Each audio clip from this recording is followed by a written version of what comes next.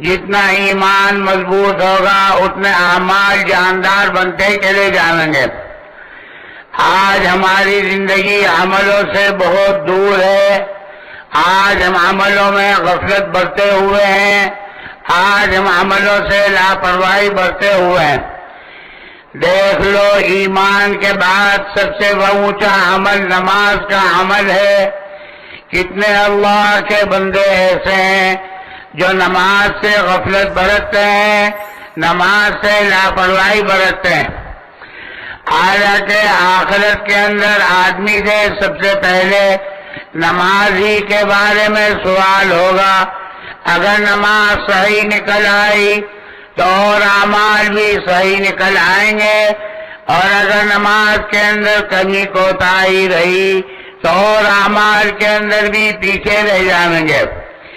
اس لیے آج سے سارا مجمع اس بات کا عہد کرے کہ انشاءاللہ موت تک نماز نہیں چھوڑیں گے۔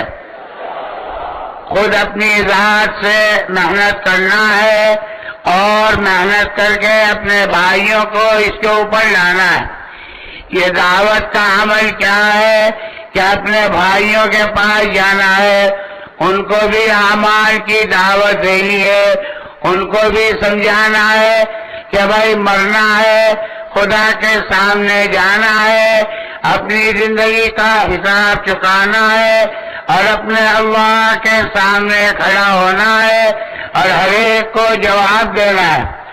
اور جس کے پاس جائیں اس کے ساتھ پیار سے محبت سے بات کریں، کسی کو حقیر نہ سمجھیں، کسی کو ذلیل نہ سمجھیں، کسی کو اپنے سے کمتر نہ سمجھیں۔ نہ معلوم اس بھائی کا خدا پاک کے یہاں کیا مقام ہے، کیا درجہ ہے، اس لیے بات کریں عظمت کے ساتھ، محبت کے ساتھ، پیار کے ساتھ۔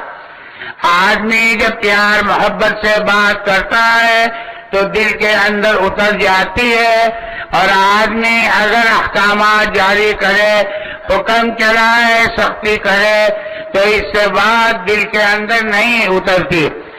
ہمیں بات اس طریقے سے کرنی ہے کہ ہمارا ہر بھائی اس کو دھیان سے سنے اور عمل کرنے کی نیت سے سنے اور اس کی زندگی عملی زندگی بن جائے۔ ایک تو یہ محنت ہے کہ ہمیں اپنی ذات سے ان اعمال کو کرنا ہے، دعوت، تعلیم، نماز، قرآن، تسبیح، اپنے ساتھیوں کی خدمت، اپنے امیر کی اطاعت اور گشتوں کے ذریعے اپنے بھائیوں کو مسجد میں لانا، یہ چند اعمال ہے، اور یہ چند اعمال یہ پورا دین نہیں ہے، یہ پورے دین پر آنے کا ایک راستہ ہے۔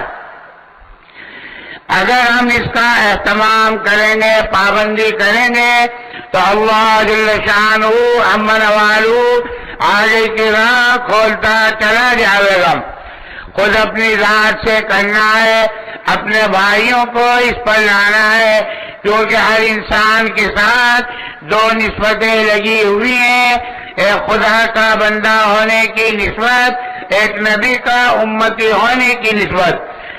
تو خدا کا بندہ ہونے کے ناطے ہمیں ان اعمال کو اپنی ذات سے کرنا ہے، اور نبی کا امتی ہونے کے ناطے ہمیں اپنے بھائیوں کو اس کے اوپر لانا۔ یہ تو دن کی محنت ہے، لیکن اس محنت کے اندر جان پڑے گی وہ رات کی دعاؤں سے اور رات کے رونے سے اور رات کے مانگنے سے پڑے گی۔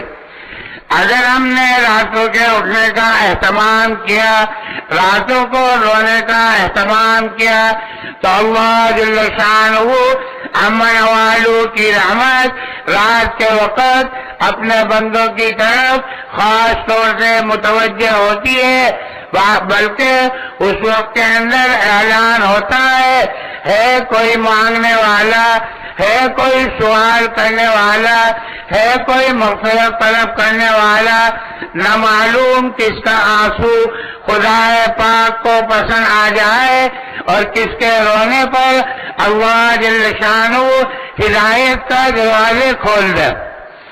اللہ کو اپنے بندے کا رونا خدا پاک کو اپنے بندے کا آنسو بہانا بہت محبوب ہے، بہت پسند ہے۔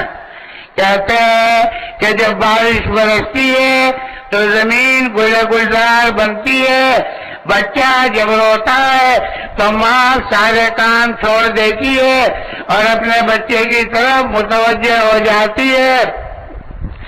ایسے ہی اللہ کا بندہ جب رات کو روئے گا تو کیا خدا پاک کی رحمت اپنے اس بندے کی طرف متوجہ نہیں ہوگی؟ یقیناً اس کی طرف متوجہ ہوگی۔